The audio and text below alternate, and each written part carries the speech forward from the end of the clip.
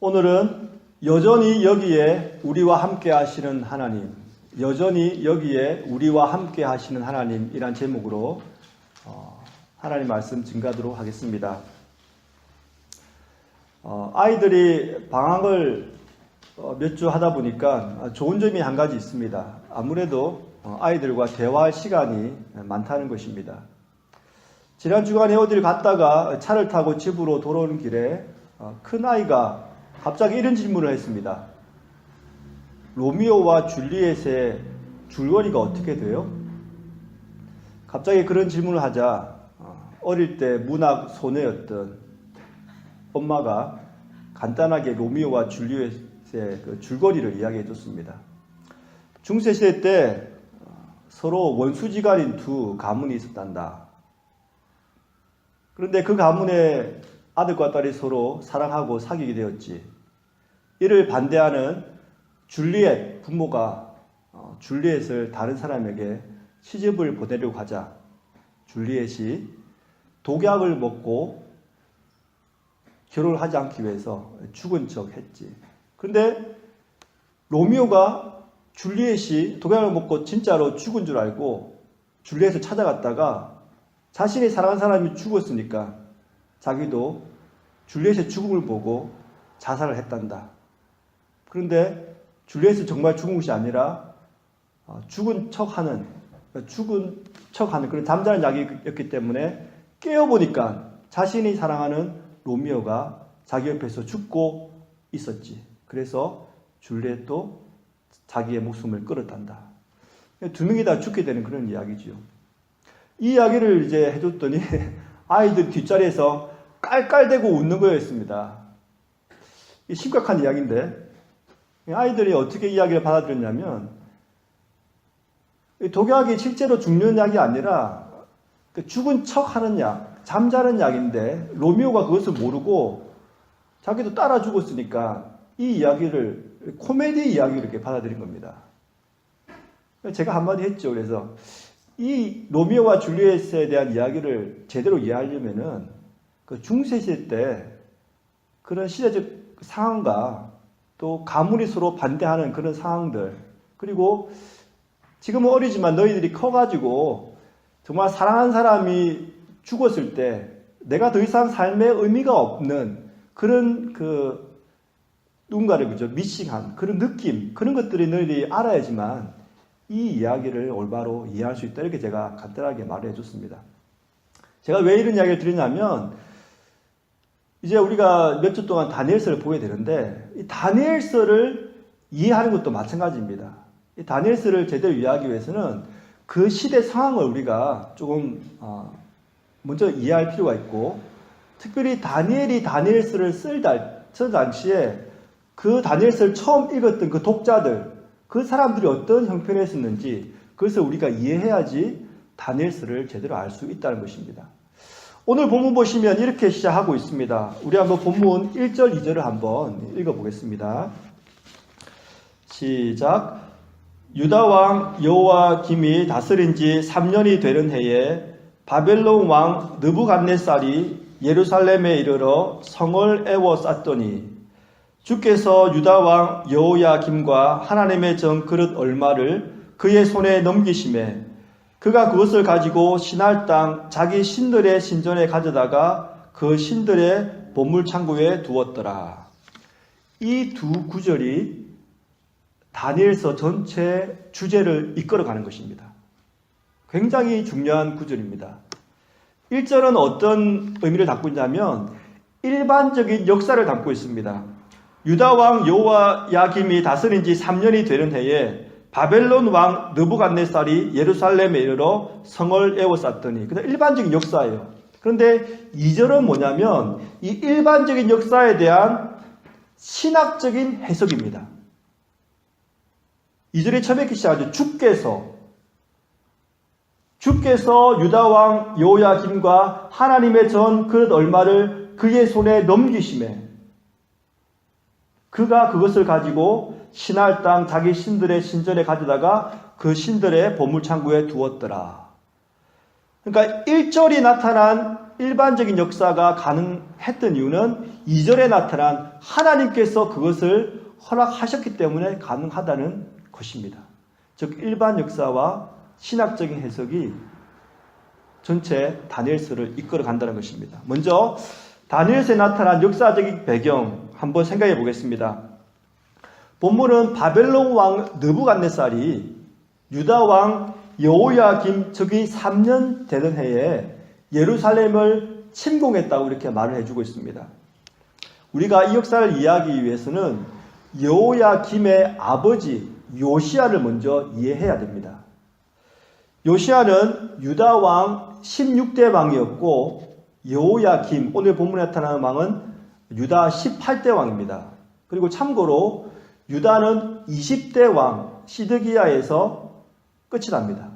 그러니까 지금 거의 유다 역사의 말미에 지금 와 있는 것입니다. 요시야는 어떤 왕이었냐면 바알과 아세라의 우상을 다 깨부숴버렸습니다. 그리고 여호와의 성전을 수리한 아주 좋은 선한 왕이었습니다. 그리고 여호와의 성전을 수리하다가 헌금함에서 율법책을 발견했습니다.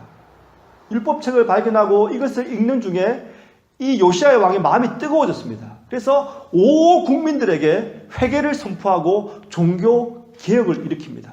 그리고 이스라엘 백성들에게 가장 중요한 절기인 유월절을 부활시킵니다. 하지만 이 요시야 왕이 정권 말기에 큰 실수를 하나 저지릅니다. 애굽 왕 바로 느고가 이 바벨론과 전투하기 위해서 이 유프라데스 강비에 있는 갈그미스로 올라가려고 할 때 이 요시야가 그것을 막습니다. 제가 주보 안쪽면에 보시면 이렇게 제가 지도를 하나 실었지요. 제가 글씨가 좀 작은데 한번 제가 설명을 드리겠습니다. 지금 애굽 왕, 이집트 왕 바로 느고가 바벨론 왕과 싸우는 이 지금 위치가 어디냐면 갈그미스라는 곳입니다. 여러분 지도 정중앙에 보면 시리아라는 글자가 보이십니까 혹시? SYRIA 시리아. 그곳을 그냥 북쪽으로 쭉 올라가 보십시오. 그러면 칼크미시가 있습니다. 그 오른쪽에 하란이 있죠. 하란. 아브라함이 잠시 들렸던 하란이 보시죠. 하란 반쪽 바로 왼쪽에 좀 보시면 갈그미시라는 곳이 보입니다. 혹시 찾으셨습니까? 여기가 바로 그 유명한 곳입니다. 이 갈그미시라는 곳이 어떤 곳이냐면 서쪽으로 유럽, 동쪽으로 아시아, 남쪽으로 이집트, 여기가 가장 센터였어요. 그래서 옛날부터 이 갈그미스에서 중요한 전투가 많이 일어났고 그 당시 전 세계를 제패하려고 하는 사람들은 유럽에서 오는 사람들은 이 갈그미스에서 승리하고 이겨야지만 더 저쪽으로 아시아나 바빌론으로 들어갈 수 있고 바벨론과 아시아도 마찬가지로 이 갈그미스 전투에서 이겨야지만 그 밑으로 이집트로 갈 수 있었던 것입니다. 그러니까 이 갈그미스가 굉장히 중요한 장소였습니다. 그 당시 애굽 왕 바로 느고가 이 갈그미스로 올라가서 바벨론과 전투를 하려고 하는데 어디를 지나야겠습니까? 이집트에서 이 갈그미스로 가려면 이스라엘을 지나야 되죠. 그죠? 이집트에서 이스라엘 땅을 지나야지만 이 갈그미스로 갈 수 있는 겁니다. 그런데 이 요시야 왕이 이 갈그미스로 가는 애굽 왕 바로 느고를 막은 것입니다. 어디서 막았냐면 머깃도에서 막았습니다. 머깃도. 혹시 여러분 이스라엘 지도 중에 예루살렘이 보이십니까? 예루살렘 왼쪽에 사마리아가 보이십니까? 왼쪽 바로 위에 사마리아. 그 사마리아 바로 위가 바로 머깃도입니다. 이 머깃도에서 길을 막고 애굽 왕 바로 느고가 갈그미스로 올라가지 못하도록 막은 것입니다. 그런데 불행하게도 여기에서 유다 왕과 이 애굽 왕이 싸웠는데 이 요시야가 전사를 하고 맙니다. 요시야가 죽자 그의 아들 여호아하스가 유다 왕 17대 유다 왕이 됩니다. 그런데 자신의 아버지 요시야를 죽인 이 애굽 왕 바로 느고가 3개월 만에 이 여호아하스를 폐위시킵니다. 그리고 이 여호아하스의 형제인 여호야김, 즉 요시야의 아들인 여호야김을 왕 위의 자리로 올리는 것입니다. 여러분 생각해 보십시다. 오늘 본문에 나오는 이 여호야김, 이제 누구를 섬겨야 됩니까? 바로누고를 섬길 수밖에 없죠. 왜냐하면 이 바로누고가 자신의 아버지 요시야를 먹잇도에서 죽였고, 그리고 자신의 형제인 여호아하스가 왕이 되었는데 3개월 만에 그 자리를 폐위시키고 자기를 세운 거예요. 그러니까 여호야김은 이 애굽 왕 바로누고를 섬길 수밖에 없는 상황이 되었습니다. 그런데 이 여호야김이 유다 왕 18대 왕이 되었지 않습니까, 이제? 그런데 왕이 되자마자 주변 경제가 아주 급속도로 바뀐 겁니다. 뭐냐면 이 갈그미스에서 드디어 애굽의 바로누고 왕과 이 바빌론이 전투를 벌였는데 이집트가 처참하게 깨어지고 맙니다. 그러니까 이제 여호야김은 누구를 섬겨야 됩니까? 예전에는 애굽 왕 바로누고를 섬기다가 이제는 바벨론 왕이 애굽 왕 바로누고를 쳐 부쉈으니까 이제는 그 모든 대권을 다 바빌론이 가지고 있는 겁니다. 그러니까 갑자기 이 여호야김은 애굽 왕을 섬기다가 이제는 바벨론을 섬겨야 되는 그런 신세가 된 겁니다. 처음 3년 동안을 잘 섬겼는데 3년째에 이 여호야김이 반란을 일으킵니다. 더 이상 바벨론을 섬기지 않지요. 그러자 느부갓네살 왕, 바벨론의 느부갓네살 왕이 예루살렘으로 침범해 들어왔습니다. 그 사건이 바로 오늘 본문에 기록되어 있는 것입니다. 유다 왕 여호야김이 다스린 지 3년이 되는 해에 바벨론 왕 느부갓네살이 예루살렘에 이르러 성을 에워쌌더니,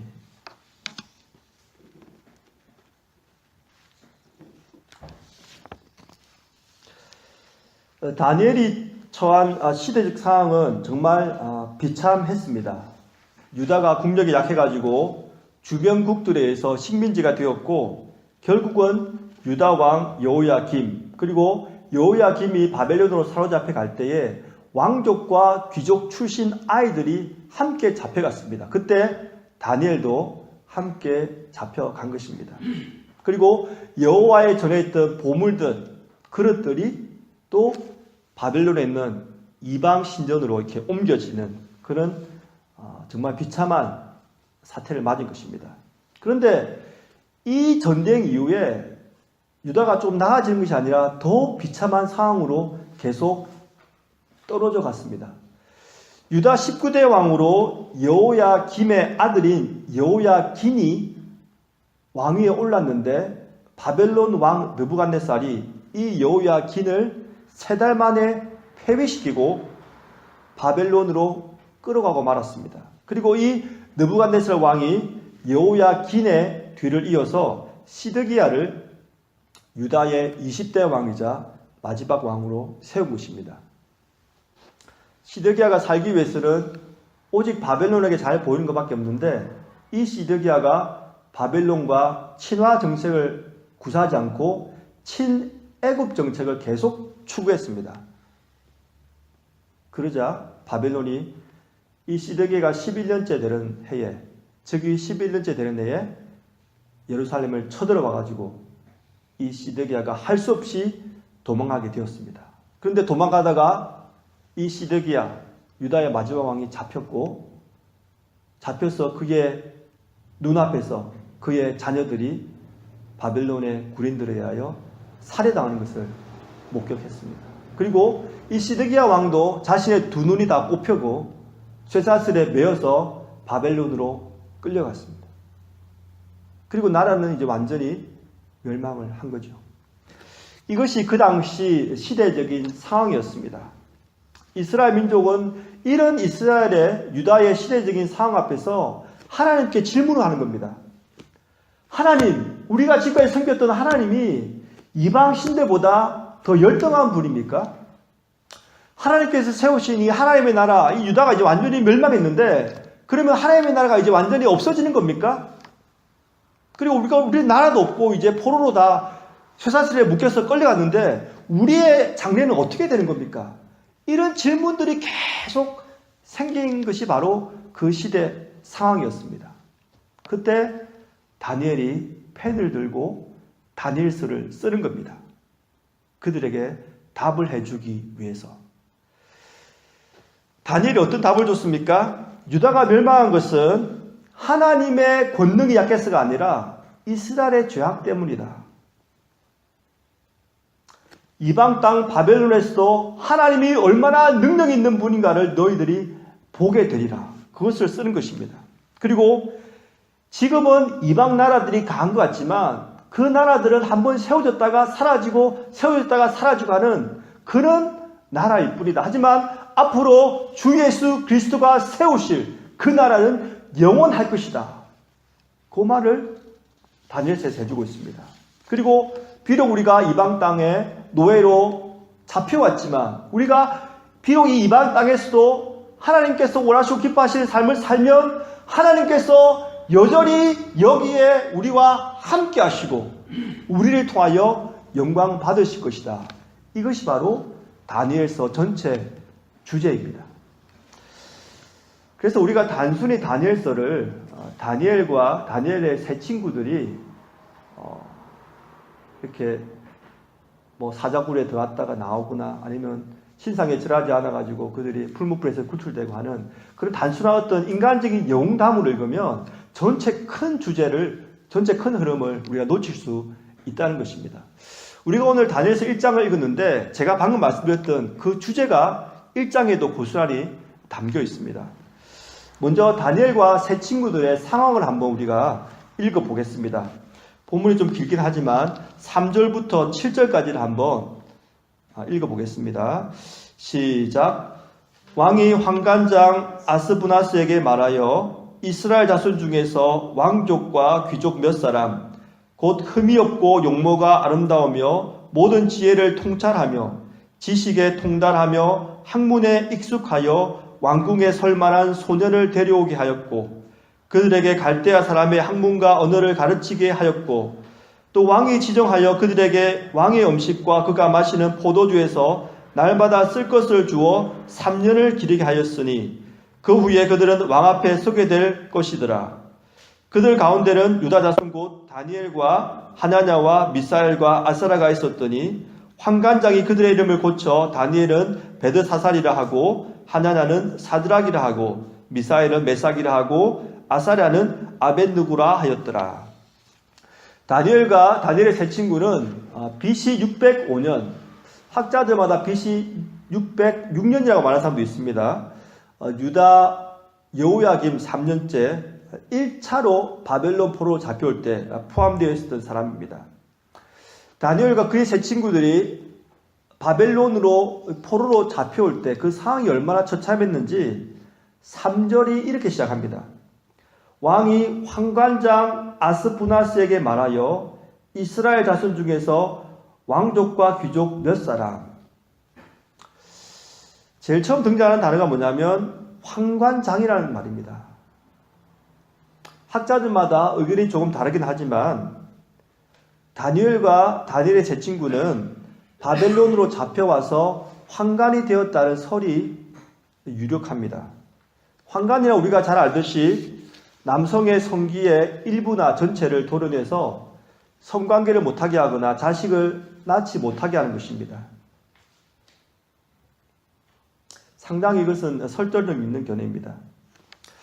어떤 학자들은 다니엘과 다니엘의 제 친구들이 환관이 되어지지 않았을 것이라고 주장하는데 그 근거로 사절을 뽑습니다. 사절이 어떻게 되어 있냐면 곧 흠이 없고 용모가 아름다우며 모든 지혜를 통찰하며 지식에 통달하며 학문에 익숙하여 왕궁에 설 만한 소년을 데리고 오게 하였고 그들에게 갈대아 사람의 학문과 언어를 가르치게 하였고 이 흠이 없다는 말을 두고 환관이 되지 않았을 거라고 해석합니다.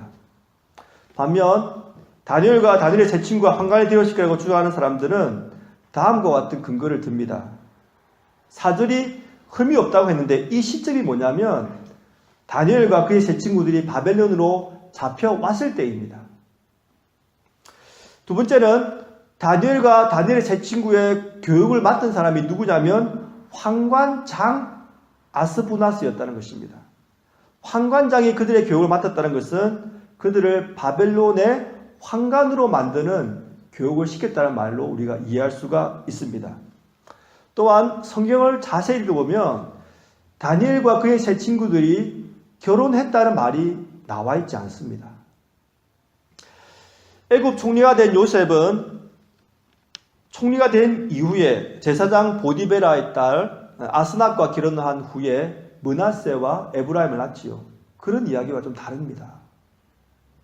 그리고 다니엘서 6장 가면은 어떤 일이 나냐면 메대 왕 다리오가 이제 바벨론을 이제 쳐서 부수고 이제 정권을 잡는데 이제 왕권이 이제 나라가 바뀝니다. 그때 다니엘을 시기하는 사람들이 다니엘을 모함해서 다니엘이 어디에 들어가냐면 사자굴에 들어가지요.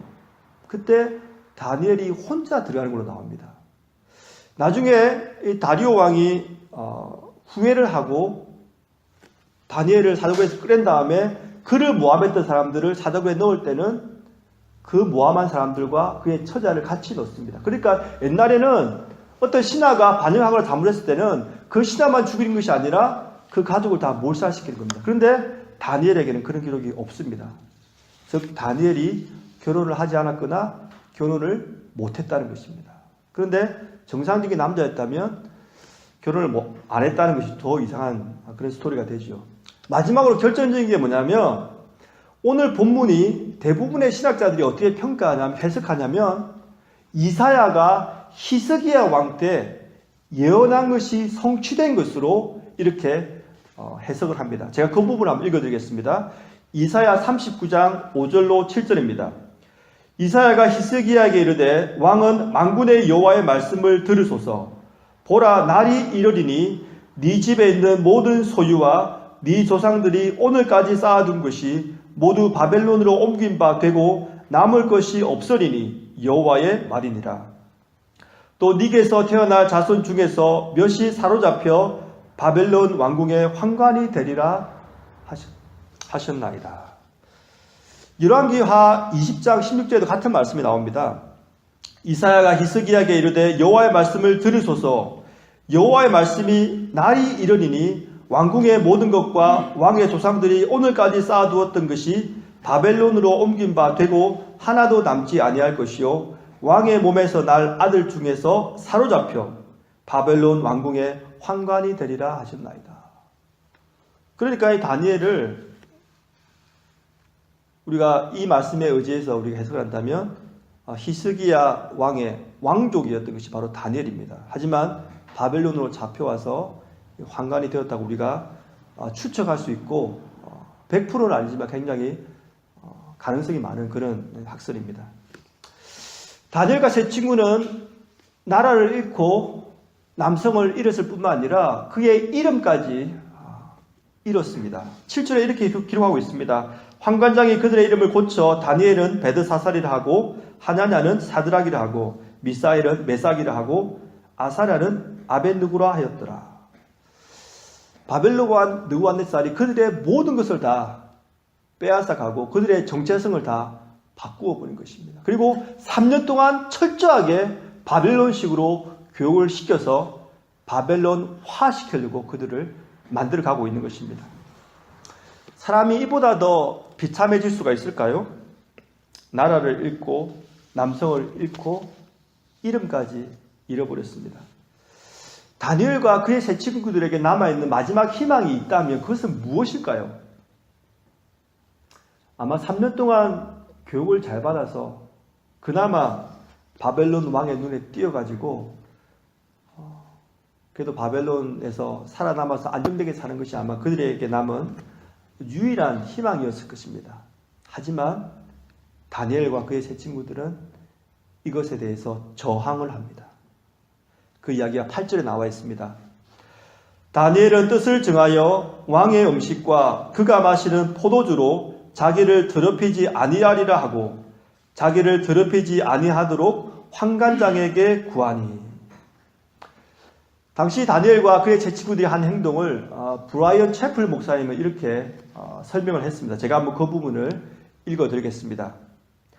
한낱 노예에서 왕의 관리가 될 수 있는 출세의 길이 기다리고 있었습니다. 다니엘과 그 친구들은 시키는 대로 주어진 특권을 받아들이기만 하면 암담하던 미래를 다시 장밋빛으로 바꿀 수 있었습니다. 물론 그러려면 고개를 숙이고 납작 엎드려야 했습니다.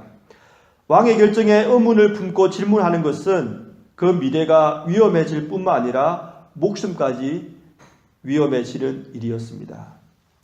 당시 다니엘과 세 친구들에게 주어진 문제는 단순히 왕의 음식을 포도주를 먹고 안 먹느냐 그런 이야기가 아닙니다.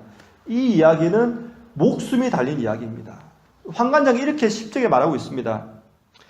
환관장이 다니엘에게 이르되 내가 내 주 왕을 두려워하노라. 그가 너희 먹을 것과 너희 마실 것을 지정하셨거늘 너희 얼굴이 초췌하여 같은 또래의 소년들만 못한 것을 그가 보게 될 것이 무엇이냐. 그렇게 되면 너희 때문에 내 머리가 왕 앞에 위태롭게 되리라. 그러니까 당시 바벨론 왕 느부갓네살은 이 환관장에게 사람을 맡겼는데 그 중에 몇몇의 얼굴이 건강하지 못하게 보이면 바로 그 환관장의 목을 치는 겁니다. 이렇게. 그만큼 폭군이었던 것이 이 느부갓네살 왕이었습니다. 다니엘은 왜 왕이 주는 그 음식과 포도주를 거절했을까요? 이렇게 노예로 잡혀왔으면 정말 숨만 쉬고 바짝 엎드려가지고 목숨이라도 부지해야 되는 것이 현명한 것이 아닙니까? 여러분들은 그들의 행동이 어리석게 보이지는 않으십니까? 어떤 사람들은 이 본문을 보고 채식이 몸에 좋아서 그렇다 이렇게 말하는 사람도 있습니다. 이 문제는 육식이 좋으냐 채식이 몸에 좋으냐 그런 문제가 아닙니다. 여기서 중요한 것은 다니엘이 자신을 더럽히지 않기 위해서 뜻을 세웠다는 것입니다. 이게 무슨 말일까요? 근데 왜 자신을 더럽히지 않기 위해서 뜻을 세웠고 왕이 주는 음식과 포도주를 마시지 않았을까요? 몇 가지 견해들이 있습니다. 첫 번째는 뭐냐면 왕이 하사한 음식 중에서 모세의 율법에서 이스라엘 백성들이 먹으면 안 되는 음식이 포함되었다.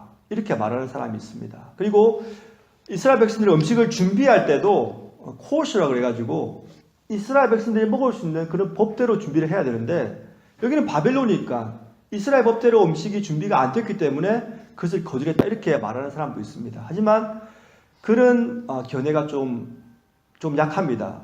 그걸 신뢰하기가. 왜냐하면 다니엘과 그의 세 친구들이 음식만 거절한 것이 아니라 포도주까지 거절했기 때문입니다.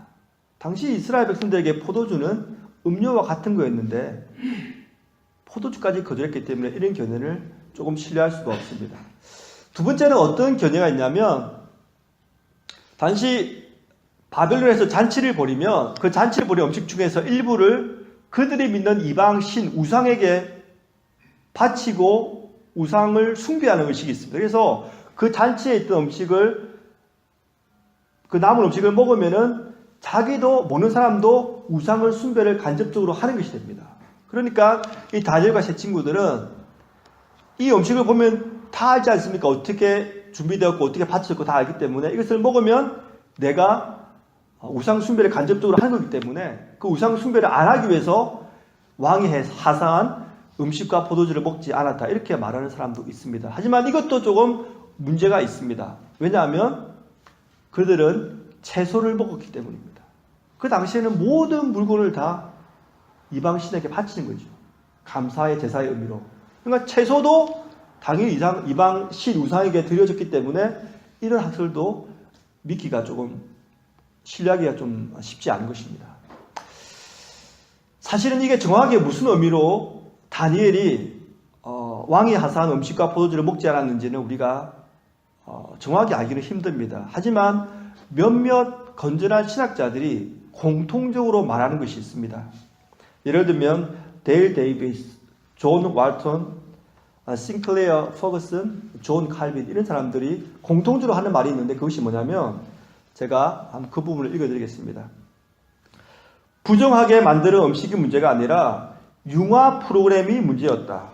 이런 점에서 바벨론 정부는 다니엘과 그 친구들의 삶의 모든 국면을 통제했다. 그들은 강압적인 융화 정책에 조금이나마 저항하려 했던 것이다. 그들은 아직 선택의 여지가 있는 소수의 영역 중 하나를 정체성을 보존하기 위한 기회로 포착했다. 이것은 단순한 것 같지만 아주 중요한 문제입니다. 자신이 할 수 없었던 문제에 대해서는 어쩔 수 없었지요. 하지만 자신이 할 수 있는 부분에 있어서는 자신의 정체성을 보존하기 위해서 저항했다는 것입니다. 이 부분을 우리에게 적용시키면 좀 쉬울 것 같습니다. 당시 본문의 배경이 어디냐면 이스라엘 안이 아니었고 이스라엘 밖 이방 나라였습니다. 이것을 우리에게 적용시키면 교회 안이 아니라 교회 밖에서 적용할 수 있는 것입니다. 만약에 우리가 교회 밖에서 세상 사람들이 추구하는 것을 똑같이 우리가 추구하면은 우리는 세상 밖에서 그리스도인의 표식이 없는 것입니다. 그리스도인의 정체성이 없어지는 것입니다. 사랑하는 성도 여러분, 우리는 어떻습니까? 우리가 세상에서 삶을 사는데 세상 사람들과 어떤 면이 다릅니까? 우리가 세상에 살면서 남들이 봤을 때 저 사람은 그리스도인이야 이렇게 말할 수 있는 부분이 우리에게 있습니까? 아니면 우리 역시 세상 사람들과 똑같이 동화되어서 그들과 똑같이 이 땅을 살아가고 있습니까? 만약에 우리가 그렇게 살아가고 있다면 우리는 우리의 삶을 통하여 하나님의 살아계심, 하나님의 영광을 드러낼 수가 없게 되는 것입니다. 하비콘 교수님이 이렇게 설명을 합니다. 포로기한 동안에는 유대인들이 이방에 흩어져 있었기 때문에 이교와 밀접한 관계에 놓이게 되었다. 여기서 그들이 해야 할 일은 이스라엘의 하나님이 다른 신과 같지 않다고 하는 것을 나타내 주는 것이었다. 이스라엘 백성들이 이방에 살면서 그들이 해야 될 일은 그들의 삶을 통하여 하나님이 다른 이방 우상과 다르다는 것을 그들의 삶을 통하여 보여줘야 된다는 것입니다. 그것은 우리에게도 똑같이 적용할 수 있는 부분입니다. 사랑하는 성도 여러분, 오늘 새해 첫날이고 새해 첫 주에 우리가 예배를 드리고 있습니다. 우리가 이 시간에 결심해야 될 것은 다니엘과 그의 세 친구들이 뜻을 세우고 하나님께서 원하시고 기뻐하신 삶을 살았던 것처럼 우리도 이번 1년 동안 살면서 뜻을 세워야 됩니다. 내가 이 세상에 살면서 나의 어떤 모습으로 내가 세상에서 그리스도인의 모습을 드러낼까? 그래서 이 이방 나라에서, 이 이방 사회에서 하나님의 영광을 드러낼까? 그래서 우리가 분명히 보여줘야 된다는 것입니다. 우리가 이렇게 생활할 때 하나님께서 우리에게 큰 은혜를 주십니다. 오늘 본문 보시면 다니엘과 그의 세 친구들이 뜻을 세우고 비록 이방 나라였고 노예 신분이었지만 그가 자기를 거룩하게 삶을 살려고 할 때 하나님께서 그들에게 크신 은혜를 주셨습니다. 그것이 본문에서 오늘 말씀해 주고 있습니다. 제가 이 부분만 짧게 말씀을 드리고 말씀을 맺겠습니다. 한글 성경에는 잘 드러나지 않는데 히브리 성경에서 반복되는 동사가 하나 있습니다. 나탄이라는 동사입니다. 그 뜻은 give, 준다는 말입니다. 하나님께서 이스라엘 백성에게 특별히 다니엘과 이 세 친구들에게 나탄의 은혜를 주셨습니다. 첫 번째가 어디 나오냐면 2절에 나옵니다. 첫 번째 하나님께서는 그들과 함께 가주셨습니다. 함께 한번 2절을 읽어보겠습니다. 시작. 주께서 유다 왕 여호야김과 하나님의 전 그릇 얼마를 그의 손에 넘기심에 그가 그것을 가지고 신할 땅 자기 신들의 신전에 가져다가 그 신들의 보물 창고에 두었더라. 유다 왕과 이스라엘 백성들이 사로잡혀 갈 때에 여호야김과 왕족과 귀족의 자녀들만 잡혀간 것이 아니라 하나님의 전에 있던 그릇, 보석들, 보물들도 함께 바벨론 땅으로 갔다는 것입니다. 이것은 무엇을 말하는 것일까요? 하나님의 성전의 보물이 바벨론으로 빠져나갔다는 것은, 빼앗겼다는 것은 슬픈 일이지만 여기 안에 영적인 의미가 있는 것입니다. 하나님께서 그들과 함께 바벨론으로 가셨다는 것입니다. 영어 성경에 이렇게 되어 있습니다. The Lord gave 제호야킴 king of Judah into his hand. 하나님께서 주셨다는 것입니다. 두 번째는 뭐냐면 하나님께서 환관장으로 하여금 다니엘과 그의 세 친구들에게 긍휼과 은혜를 얻게 해 주셨습니다. 한번 구절을 한번 읽어보겠습니다. 시작. 하나님이 다니엘로 하여금 환관장에게 은혜와 긍휼을 얻게 하신지라. 영어 성경에 보면 God gave Daniel favor and compassion in the sight of the chief of the eunuch. 이렇게 되어 있습니다. 하나님께서 사람의 마음을 움직인다는 것입니다. 아까 우리가 봤지만 환관장은 잘못 자칫하면 자신의 목숨이 위태로운 처지에 놓여 있었습니다. 하지만 그런 위태로운 것을 감수하고 10일 동안 다니엘과 그의 세 친구들이 왕이 주는 음식과 포도주를 마시지 않고 테스트를 할 수 있는 그런 기회를 줄 것입니다. 그런데 그것이 누구로부터 왔냐면 하나님이 그런 은총과 그런 컴패션한 마음을 이 환관장에게 줬다는 것입니다. 그래서 다니엘과 세 친구들이 저항을 할 수 있었다는 것입니다. 사랑하는 여러분, 하나님께서 지금도 통치하고 계시고 사람의 마음을 움직이십니다. 그래서 우리가 올 한 해 살 때도 혹시나 무슨 일이 있을 때 사람에게 달려가서 사람에게 사정하는 것이 아니라 하나님께 나아가서 하나님께 기도하며 하나님께서 그 문제를 해결해 달라고 은혜를 구해야 되는 것입니다. 세 번째 하나님께서 주신 것이 뭐냐면 다니엘과 그의 세 친구들에게 학문과 지식과 지혜를 주신 것입니다. 그 부분이 17절에 나와 있습니다. 우리 한번 17절을 함께 읽어보겠습니다. 시작. 하나님이 이 네 소년에게 학문을 주시고 모든 서적을 깨닫게 하시고 지혜를 주셨으니 다니엘은 또 모든 환상과 꿈을 깨달아 알더라. 하나님께서 그들에게 학문을 주시고 깨달은 마음을 주시고 지혜를 주신 겁니다. 그리고 특별히 다니엘에게는 모든 환상과 꿈을 볼 수 있는 그런 능력을 하나님께서 주셨다는 것입니다. 이 결과가 어떻게 되었습니까? 우리가 다음 주에 볼 텐데 다니엘서 2장에 보면 느부갓네살이 꿈을 꿉니다. 그런데 잠에서 깨어났는데 무슨 꿈인지 기억이 안 나는 겁니다. 그때 다니엘이 하나님께 받은 이 놀라운 은혜와 능력으로 이 느부갓네살에게 당신이 꾼 꿈은 이것이고 그 해석은 이렇다라고 그것을 풀어줍니다. 그랬더니 이 느부갓네살이 자신의 입으로 이렇게 고백을 합니다. 그 부분이 2장 47에서 49절입니다. 왕이 대답하여 다니엘에게 이르되 너희 하나님은 참으로 모든 신들의 신이시요 모든 왕의 주제시로다. 네가 능히 이 은밀한 것을 나타내었으니 네 하나님은 또 은밀한 것을 나타내시는 이시로다.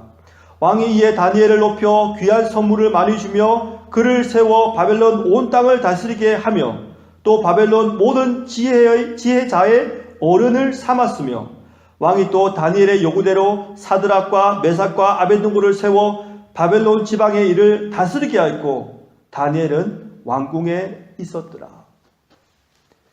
이방 나라 폭군의 입으로 하나님은 모든 신들 중에 신이시고 모든 왕의 주제시라고 고백하게 만든 것입니다. 다니엘의 그런 삶을 통하여 하나님께서 영광을 받으신 겁니다. 그리고 다니엘을 모든 지혜자의 어른으로 삼고 그의 친구들은 지방의 행정관으로 삼은 것입니다. 다니엘서 1장은 처음에 아주 큰 비극으로 시작하지요. 노예로 잡혀온 청년들. 하지만 끝날 때는 하나님의 승리로 끝나게 됩니다. 말씀을 맺겠습니다. 바벨론의 노예로 잡혀온 유다 소년들이 그들의 비참한 상황에도 불구하고 뜻을 세워서 하나님의 백성답게 정체성을 가지고 살려고 할 때 하나님께서 그들에게 큰 은혜를 베풀어 주셨습니다.